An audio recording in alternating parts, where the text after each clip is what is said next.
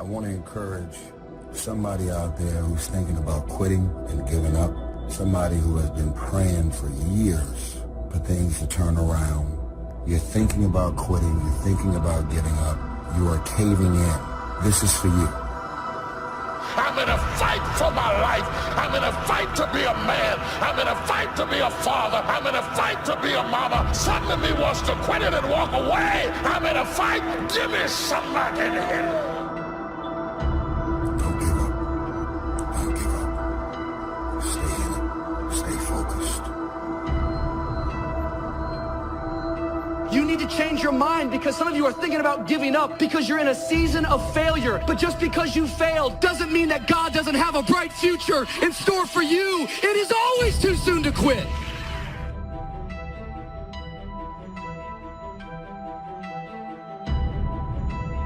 He wants you to give up and think nothing can grow there. The devil is a lie.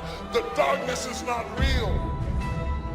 This is not the time to throw in the towel. This is not the time to give up. It's the time to trust God more, to dig in deeper. The joy is not in the success. The joy is in trying. The joy is in the process. That I'm going to keep working. I'm going to keep going at it. See, failure is forming my future. Failure is just another peg in the ladder for me to go higher.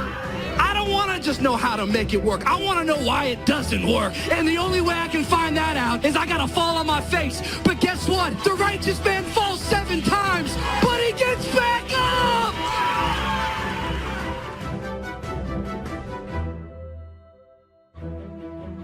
Everybody has something that strikes terror in them to do it.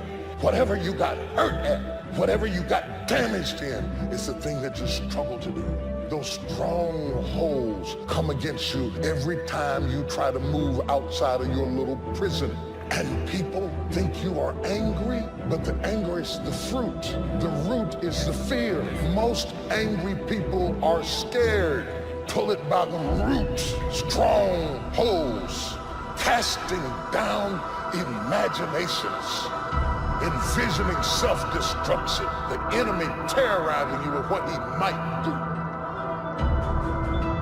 When I'm discouraged, I need somebody to come alongside me to encourage me that weeping may endure for a night, but joy comes in the morning. That kind of talk wakes up my faith. It stirs my faith to know that no matter how dark my situation, God can work it out.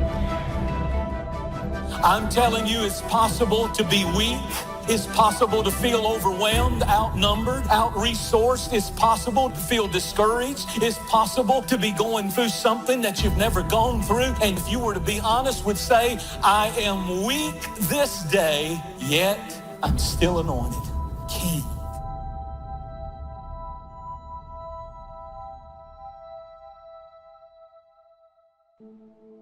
You have to make a decision that I will learn from this thing.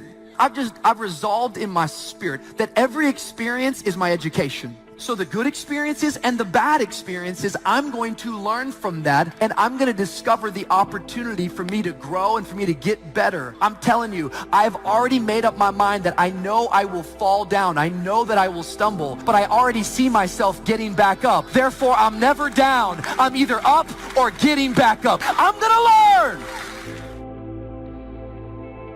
Sooner or later, you're going to end up with just you and God and your dream and your pain, and you're going to be the one that's going to have to decide if you're going to go through or if you're going to give up. You got to go through some things in order for you to get faith. You've got to have some life experiences under your belt so you can talk about how strong your faith is. Because if your faith has never been tested, you can't brag on how strong it is. Anxiety, it makes us feel out of control, and we're trying to put things in order. And so often the very thing that we're afraid of, it's not even as bad as fear itself. Fear is always false evidence appearing real. And when you abide in fear, you're gonna always be running for your life. That's why we're the people of God, and we focus on our faith, because our faith always leads us to life, and life more abundantly.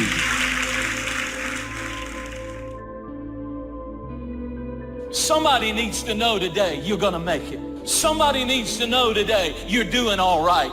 You may not be what you ought to be, but you're not what you used to be. And you're going to get there by God's grace. Don't you give up, don't you quit, and don't you keep putting yourself down. You're doing better than you think you are. Yet what I'm learning more and more in life is that it's fear that causes anxiety. The other side of the coin from depression is always anxiety. Anxiety has this ability to stretch your soul thin and you feel out of control. Depression, on the other hand, is when you feel like your life is being constricted inward and darkness is enveloping over you. Typically, if you have any level of anxiety, depression will follow. If you have depression, anxiety is right around the corner. Having anxiety and depression is like being scared and tired at the same time. It's the fear of failure, but no urge to be productive. It's wanting friends, but hate socializing. It's wanting to be alone, but not wanting to be lonely. It's feeling everything at once, then feeling paralyzing numb. What story do I want to tell later down the road? See, every stage in our life becomes a story. At some point, you will end up telling it. We have to remember that the decisions that we make today will be a part of our life story tomorrow. So as you're making the decision, you got to ask yourself, what story do I want to tell a little bit later down the road? And if what you're doing does not line up with what you think you want to tell a little bit later, then you might want to rethink what you are doing. I just want to tell you, don't let this chapter that you're going through make you in your story. Don't let depression lie to you and tell you that you're not enough, that tells you that there's no more better days, that tells you that your best days are behind you, that tells you you're a nobody, that tells you that you're better off dead. Don't let it lie to you, because it's been lying to you so long that you're starting to believe that's true. You're starting to live that out.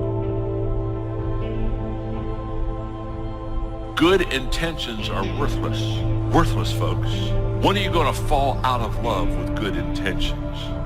Good intentions are worthless unless they lead to good actions. Nobody ever had their life changed by somebody hoping, thinking. Good intentions are not enough. Because there are some things in your life that you are not ready to turn loose. There are some sins you're not ready to get rid of. There are some issues and some hang-ups that is stunning your spiritual growth. You can't be all God wants you to be with some stuff you're still hiding.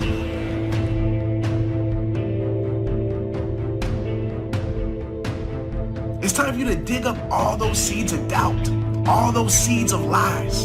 And at this moment, replace those seeds with seeds of faith. And how you do that is just simply this. How you fight your depression is just simply this. You tell yourself, yeah, I'm going through this, but at least I'm not dead. Find a way to find appreciation. Somebody has it worse. Somebody wants your life as bad as you think that it is. Somebody's praying to be in your shoes, and you're still here. So I want you to keep fighting. You find any reason to survive right now, to make it to see tomorrow. That drive and that attitude of never quit, it's a powerful force, and it does push you over the edge to victory in many cases. But over that attitude, you have to layer something on top of that. It's basically strategic vision and understanding of the battlefield as a whole. So you absolutely need to know when you gotta stop beating your head against the wall. You gotta know that. You're doing the best you can, but you put one foot forward and two steps are made back. You're trying, but things don't seem to be quite working out the way you planned. You thought you'd be in a different place at this season in your life. You're doing everything right, but you're still suffering. You gotta do battle with your own indifference. Boy, it's easy to coast. Especially if you've accomplished something, extraordinary now. Somebody says, I gotta relax. Here's the key, not too long. You got to make those decisions. The ones that don't turn out to be good gives you experience to make better decisions. Don't let much time go by without making some decisions. The ones that you can make quickly, make them quickly. The ones that take time, take your time. Don't let indecision be an enemy, rob you of the future, empty your bank account. Don't let that happen.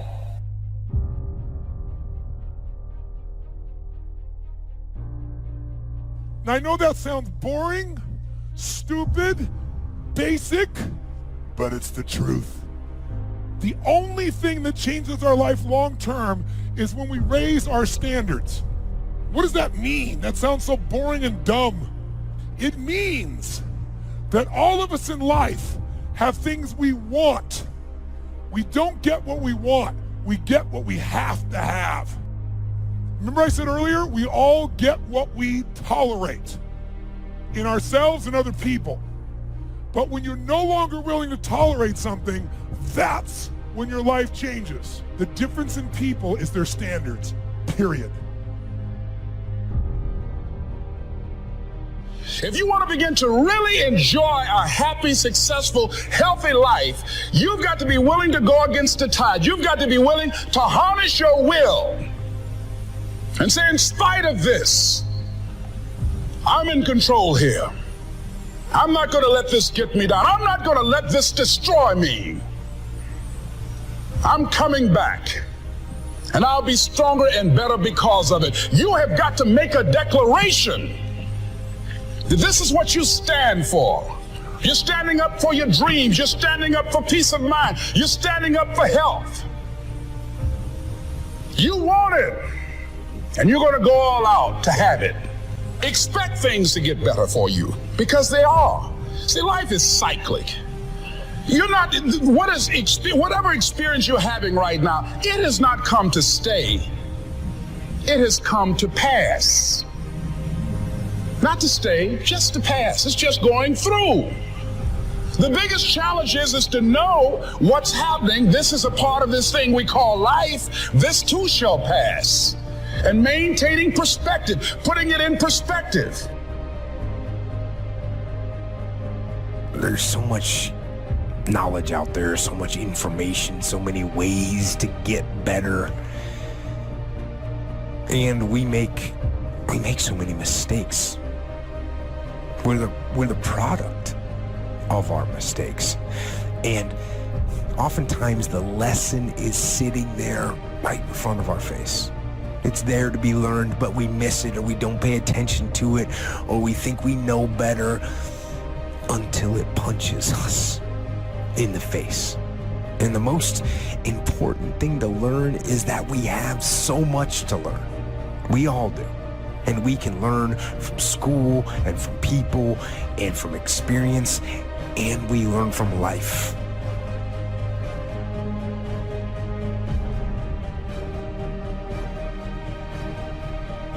You have to process the information. You have to absorb it. You have to accept it. You have to open your mind. You gotta free your mind so that you can learn and make real progress.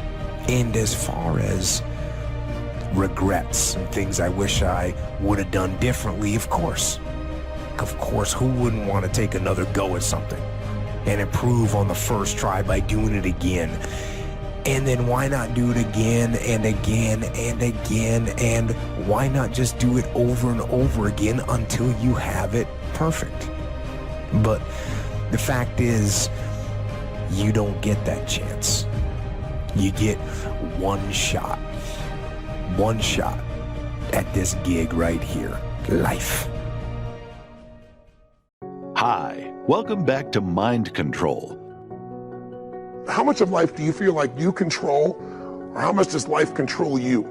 Do you tend to control more of what's going on, or events controlling you? If you focus on what you can't control, if you focus on the past, if you focus on what's missing from your life constantly, that pattern of focus will make you frustrated, overwhelmed, depressed. It won't even matter if you're, taking antidepressants. If you keep focusing on what you can't control, what's missing from your life, you're going to feel depressed still. You can take as many antidepressants as you want. Focus equals power.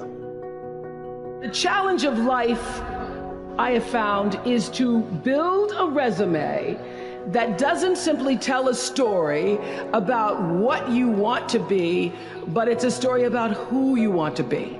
It's a resume that doesn't just tell a story about what you want to accomplish, but why. A story that's not just a collection of titles and positions, but a story that's really about your purpose. Because when you inevitably stumble and find yourself stuck in a hole, that is the story that will get you out. What is your true calling? What is your dharma? What is your purpose? You can't connect the dots looking forward. You can only connect them looking backwards. So you have to trust that the dots will somehow connect in your future. You have to trust in something, your gut, destiny, life, karma, whatever. Because believing that the dots will connect down the road will give you the confidence to follow your heart, even when it leads you off the well-worn path. And that will make all the difference. Just stand. You keep standing. You keep standing, no matter how rough the sea, you keep standing. And I'm not talking about just water. You keep standing. No matter what, you don't give up. It doesn't matter to me any longer how long I live. What matters to me most is how I live. I ask y'all one question, a question that I was asked all my life by a third-grade dropout. How you living? How you living? Every day, ask yourself that question, how you living? Here's what a cook in the dining center would suggest you to live this way. That you would not judge, that you would show up early, that you'd be kind, that you'd make sure that that servant's towel is huge and used, that if you're going to do something, you do it the right way. That cook would tell you this, that it's never wrong to do the right thing, that how you do anything is how you do everything. And in that way, you will grow your influence to make an impact. In that way, you will honor all those who have gone before you, who have invested in you. Look in those unlikeliest places for wisdom.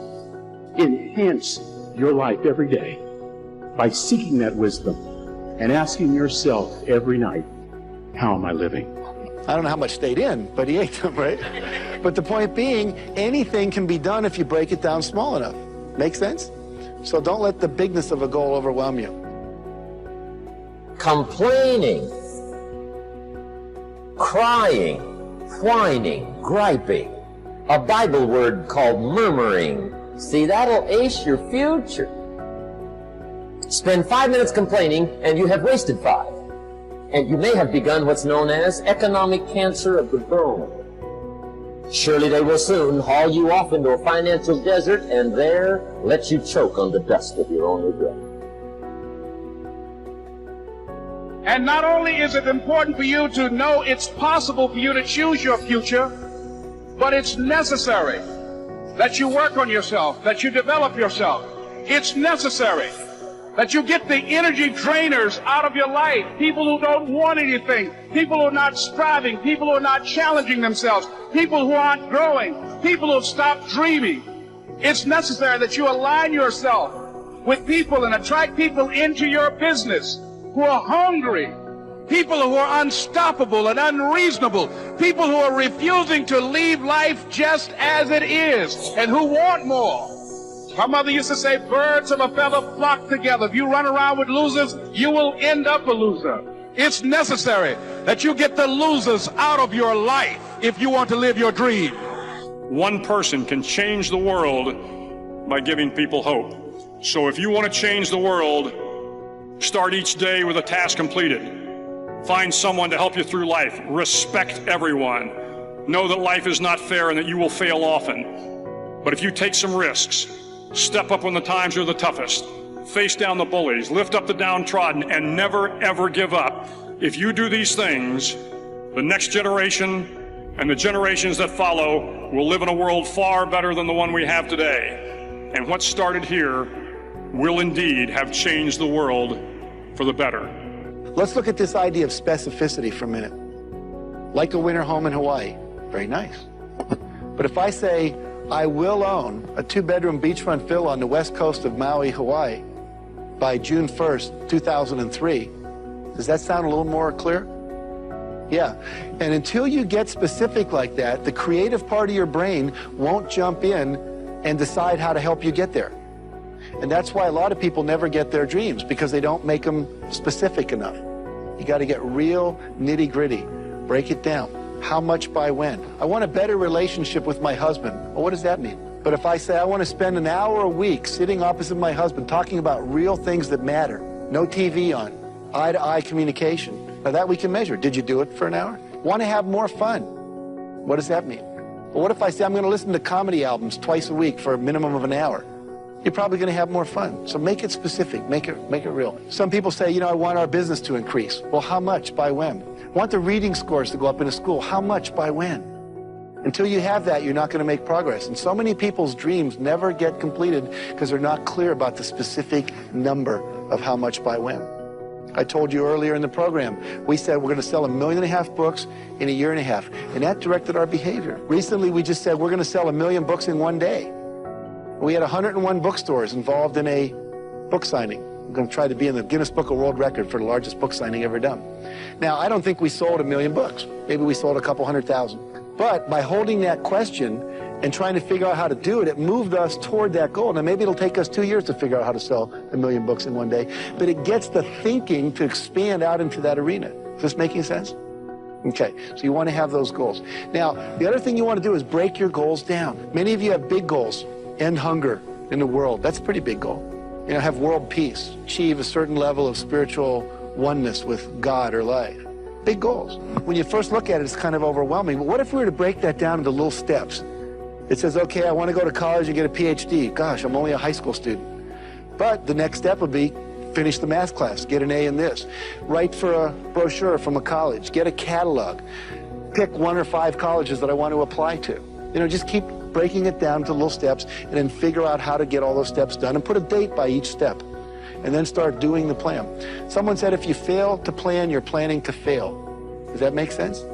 Yeah, absolutely. One of my friends said, success by the yard is hard, by the inch it's a cinch. So we just break it down into small pieces. I was reading the Guinness Book of World Records because we were thinking about being in there, and this guy set a goal to eat an entire bicycle, tires and all.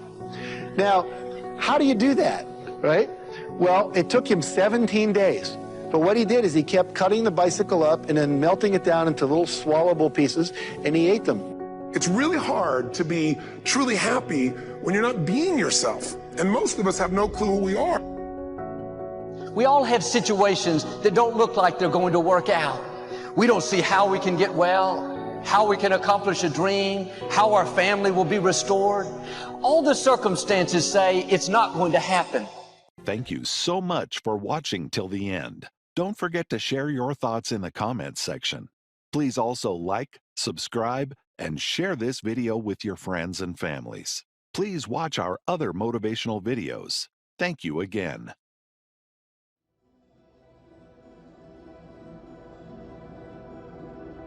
Hurt people will go above and beyond to hurt people. Insecure people will go out of their way to create insecurities. Dysfunctional people will take a peaceful, happy, and beautiful situation and figure out a way to create dysfunction where there is none. What we should do when somebody does us wrong, forgive them and let it drop. Leave it and let it go. When people can walk away from you, let them walk. When people can walk away from you, let them walk. Maybe somebody's talking about you, trying to make you look bad. You could easily be upset, offended, try to pay them back. Why don't you try a different approach? Drop it, leave it, and let it go. I don't want you to try to talk another person into staying with you, loving you, calling you, caring about you, coming to see you, staying attached to you. I mean, hang up the phone. When people can walk away from you, let them walk. Don't waste another minute being bitter. Drop it, leave it, let it go. Turn your wounds into wisdom. You will be wounded many times in your life. You'll make mistakes. Some people will call them failures. But I have learned that failure is really God's way of saying, excuse me, you're moving in the wrong direction. You literally are your surroundings. If you have a problem with your life, you should have a problem with the people in your life. You're going left, and they're going right. You're going right, and then they go left. The enemy wouldn't be fighting you if you weren't a threat. Oh, get ready. Favor is about to turn things around. Favor is not going to keep you from the storm, but favor will bring you out of the storm. What do you do when you tried and failed and you want to quit and you want to give up? Sometimes you can be blessed and be unhappy, because even though things are going right, they're not going according to what you had believed and expected, and you know that something is missing out of your life. Discouragement is born when we compare ourselves with somebody else. Just think about where I came from. Just think about what God started me out as and where I am today. And it's encouraging to not compare yourself with others, but to remember how far you've come and where you started. The night seasons are not the end. The bad breaks, the disappointments, that's simply another step on the way to your destiny. Other than death, all failure is psychological. Does not mean that you won't lose some battles, because you will. We all will. But it does mean that as long as you don't surrender, as long as you don't quit, then you haven't failed.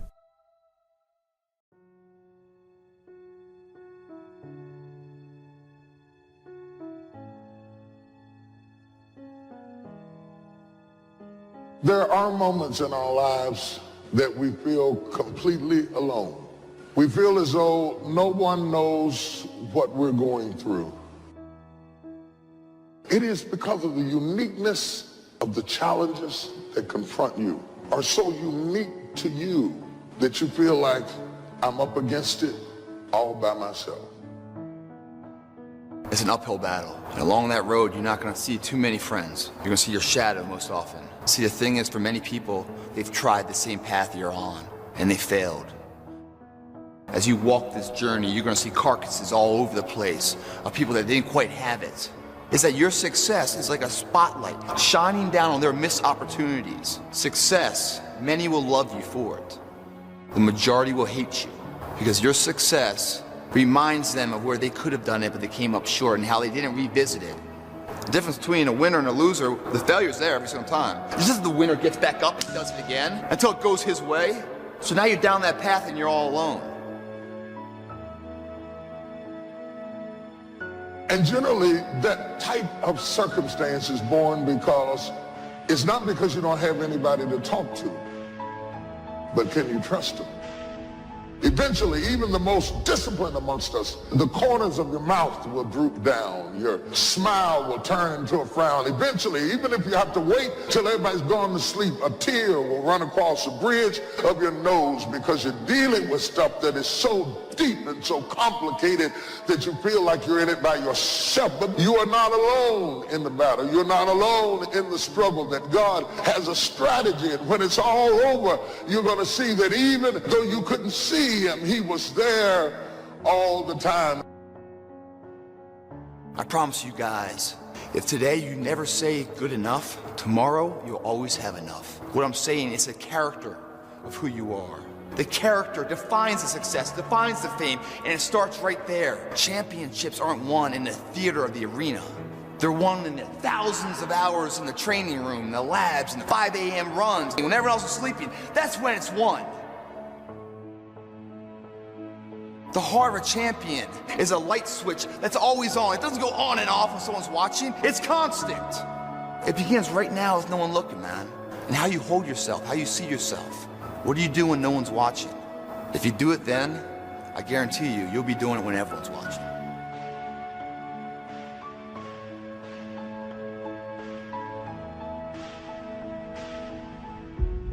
Your heart, your life, your happiness is your responsibility and your responsibility alone.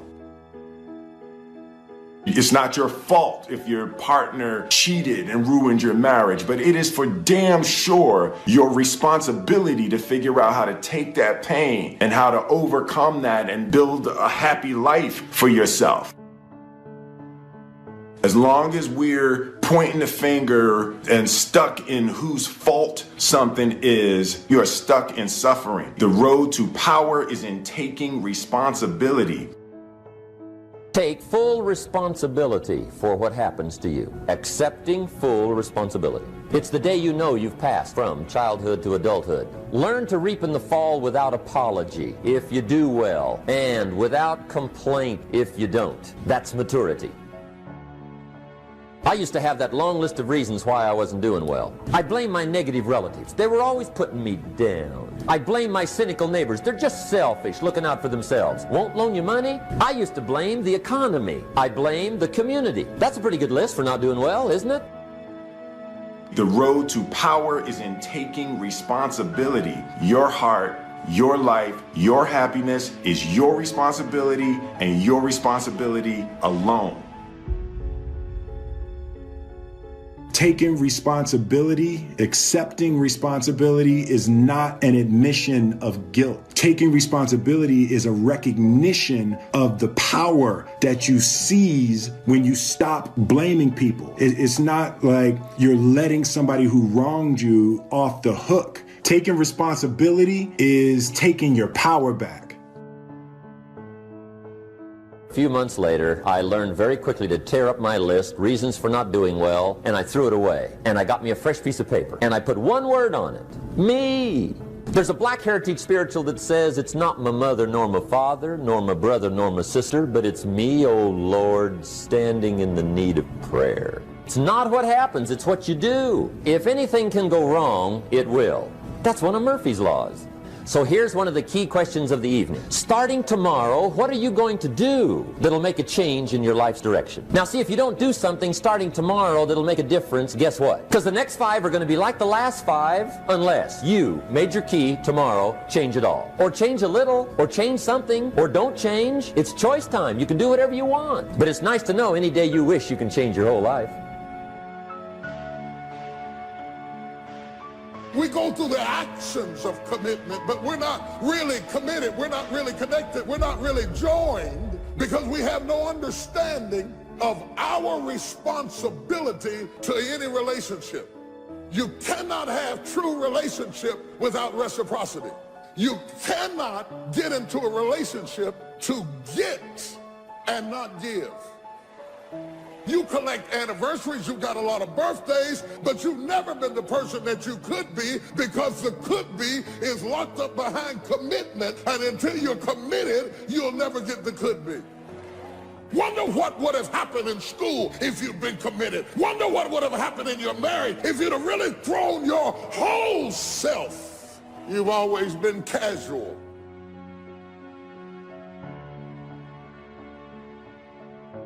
In what you've done with your life thus far, is it giving you what you want? Is it giving you what you want? When you look toward the future, when you look at all that's going on out here, is there some place within yourself you say, hey, I know I need to be out there in that arena. I know I can do more than what I've been doing. Is that something that you begin to look at within yourself? See, I say if you look at your life, and if you're not getting what you want, you owe it to yourself to do something differently. If you're on a job, 85% of Americans go to jobs that they're unhappy. If you're doing something 8 hours a day that you don't like, it's not giving you what you want, it's not giving you a strong feeling of satisfaction and fulfillment. If that's what it is, you owe it to yourself to start strategically working to change directions. Most people will resist change. Most people will fight change as if change would be worse than what they're experiencing. Most people will not challenge the unknown. They won't just step out there. See, there are certain things that's got to be in place. They got to see it all together. And life isn't like that. That's not how you grow. As you begin to look toward the future, begin to know that whatever it takes for you to create that, you got that. You've got genius in you. You've got goodness in you. If you decide to take the initiative to change the current quality of your life, I say to you that you will find that the universe is on your side. Will it be easy? No. Will you have some opposition? Yes. Will I make a lot of mistakes? Yes. See, a lot of people won't try anything different in life because they don't want to get hurt. Pain is everywhere. But most people spend their life not wanting to deal with the pain of rejection, the pain of being disappointed, the pain of being criticized, the pain. That's called life. But guess what? There's no gain without pain. If you don't know exactly what you want, or you let yourself get beyond that into something general, you're not going to achieve it. Clarity is power. You got to know the specific result you're after. What do you want? Why you're doing it? Because you know what? You may get a big goal. Somebody says, I want to make $1 billion. I want to bring peace to the earth. Why? Because as soon as you come up with a goal, all the obstacles show up. So you got to get yourself past that. And the way to get past that is have enough reasons. Reasons come first, answers come second. To ask intelligent, you got to know why you want it, have enough drive to make it happen, enough juice to make it happen. If you don't have enough reasons, you will not make it happen. What is going to get you to actually fall through? Because the first plan's not going to work and the second plan's going to work, so you better have enough plans. If the first two don't work, you still got something else. Otherwise, you're going to be having excuses why it didn't work.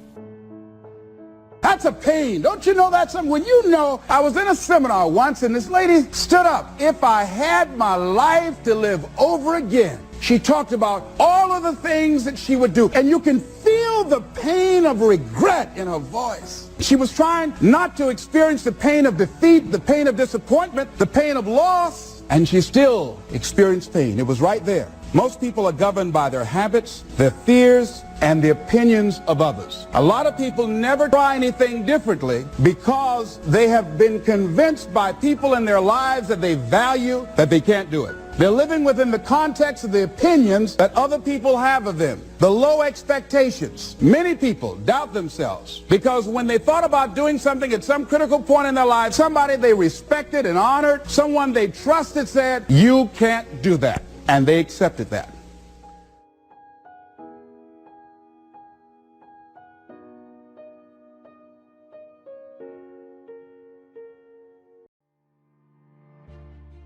In fifth dimensional creation, you are not going anywhere to get anything.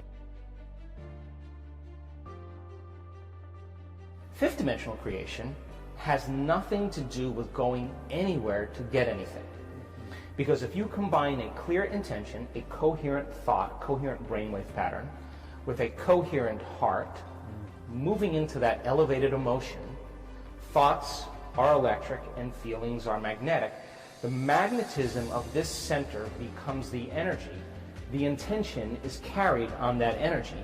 And now you are broadcasting a new signature into the quantum field. Now, if it's done properly and you understand the mechanics, in fifth dimensional creation, you are not going anywhere to get anything. You are actually collapsing space and time, and you are drawing the experience to you. You are the vortex, because when there's a vibrational match between your energy and that potential that exists in the quantum field by tuning a radio dial, when you lock into that frequency, if you keep revisiting that energetic signature over again every single day, then you don't have to go anywhere and get it. The new job finds you.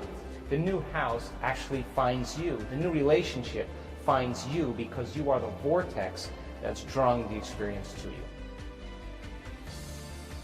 My definition of creation is when I forget about me. I become nobody, no one, no thing, no where, and no time. I become pure consciousness. And the moment I reach that elegant moment of the generous present moment, all possibilities in the quantum field exist truly when our brain and body are in the present moment. Getting there is the work. So then, most people then create reality from what we call three-dimensional creation.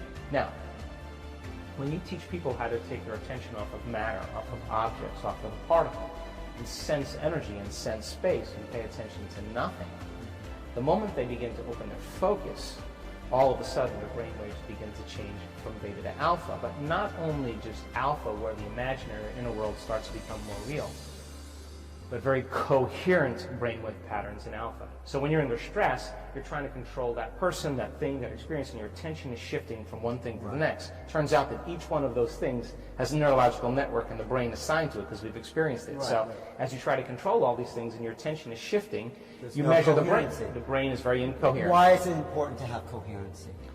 Well, because the moment you open your focus and the brain begins to acclimate, different compartments of the brain begin to unify. They begin to synchronize. And what syncs in the brain links in the brain. Okay. So when your brain is coherent, you're coherent.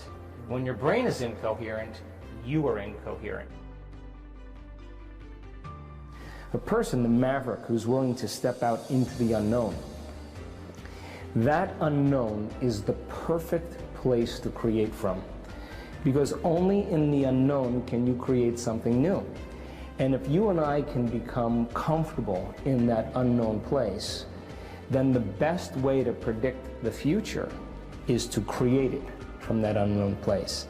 Now, when people start crossing the river of change from the old self to the new self, because they're no longer thinking, acting, and feeling in the same way, there is literally a biological, a neurological, a genetic, a chemical death of the old self. And this dark night of the soul, this unfamiliar place, is the true value, the true step towards developing a new self. So then if we're leaving the old and we are creating the new, then the next most important question is, well, if I'm going to create a new self, what thoughts do I want to think? What behaviors can I plan? And as you begin to image and rehearse a new way of being, you're changing your brain and body neurologically and biologically. That's the neuroscientific model of mental rehearsal. And as we begin to remind ourselves who we no longer want to be, and we remind ourselves every day of who we do want to be, there'll come a moment where we begin to silence the circuits in our brain that are connected to the old self and inhibit the chemicals that reaffirm the same identity, and then begin to fire and wire new circuits in our brain that begins to install the neurological hardware that begins to create a level of inspiration where we start seeing new possibilities. We see a new landscape. We see a new horizon. And that person who crosses the river of change then all of a sudden has new opportunities in their life. In this field that I came upon a clue which has enabled me to help millions of people to find their earthly destinies. I want to describe my discovery in the simplest terms possible, because it will reveal to you why it is true that whatever the mind can conceive and believe, the mind can achieve, regardless of how many times you may have failed in the past or how lofty your aims and hopes may be. I caught my first fleeting glimpse of the profound law which provides the means by which we may choose our own purpose in life and attain it, while I was being coached by Andrew Carnegie during the organization of the Science of Success philosophy. I had just finished telling Mr. Carnegie that I feared he had chosen the wrong person to give the world the first practical philosophy of personal success because of my youth, my lack of education, and my lack of finances. Well, at this point, Mr. Carnegie delivered a lecture that I shall never forget, because it changed my entire life and paved the way for my helping to change the lives of millions of people, some of them not yet born. Let me call your attention to a great power which is under your control, said Mr. Carnegie, a power which is greater than poverty, greater than the lack of education, greater than all of your fears and superstitions combined. It is the power to take possession of your own mind and direct it to whatever ends you may desire. This profound power, Mr. Carnegie continued, is the gift of the Creator, and it must have been considered the greatest of all of his gifts to man, because it is the only thing over which man has the complete and unchallengeable right of control and direction. When you speak of your poverty and lack of education, Mr. Carnegie explained, you are simply directing your mind power to attract these undesirable circumstances, because it is true that whatever your mind feeds upon, your mind attracts to you. Now you see why it is important that you recognize that all success begins with definiteness of purpose, with a clear picture in your mind of precisely what you want from life. Then Mr. Carnegie continued his speech with a description of a great universal truth which made such an impact upon my mind that I began then and there to give myself a new outlook on life and set up for myself a goal so far above my previous achievements that it shocked my friends and relatives when they heard about it. Everyone, said Mr. Carnegie, comes to the earth plane blessed with the privilege of controlling his mind power and directing it to whatever ends he may choose. But, he continued, everyone brings over with him at birth the equivalent of 2 sealed envelopes, one of which is clearly labeled the riches you may enjoy if you take possession of your own mind and direct it to ends of your own choice. And the other is labeled the penalties you must pay if you neglect to take possession of your mind and direct it. And now let me reveal to you, said Mr. Carnegie, the contents of those 2 sealed envelopes. In the one labeled riches is this list of blessings. 1, sound health. 2, peace of mind. 3, a labor of love of your own choice. 4, freedom from fear and worry. 5, a positive mental attitude. 6, material riches of your own choice and quantity. In the sealed envelope labeled penalties, Mr. Carnegie continued, is this list of the prices one must pay for neglecting to take possession of his own mind. 1, ill health. 2, fear and worry. 3, indecision and doubt. 4, frustration and discouragement throughout life. 5, poverty and want. 6, and a whole flock of evils consisting of envy, greed, jealousy, anger, hatred, and superstition. Now, my mission in life is to help you and everyone who needs my help to open up and use the contents of the sealed envelope labeled riches. And the starting point from which you must take off if you wish to write your own ticket from here on out for the remainder of your life, I will describe for you in these simple instructions. 1, procure a neat pocket-sized notebook, or something on the order of this one here, loose leaf affair.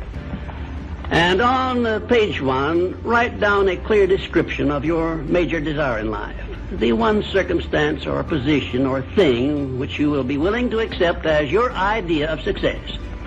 And remember before you begin writing that your only limitations are those which you set up in your own mind or permit others to set up for you. And 2, on page 2 of your notebook, write down a clear statement of precisely what you intend to give in return for that which you desire from life. And then start in right where you stand now to begin giving. And 3, memorize both of your statements, what you desire and what you intend to give in return for it, and repeat them at least a dozen times daily. And always end your statements with this expression of gratitude for the blessings with which you were gifted at birth. I ask not, O divine providence, for more riches, but more wisdom with which to accept and use wisely the riches I received at birth in the form of the power to control and direct my mind to whatever ends I desire.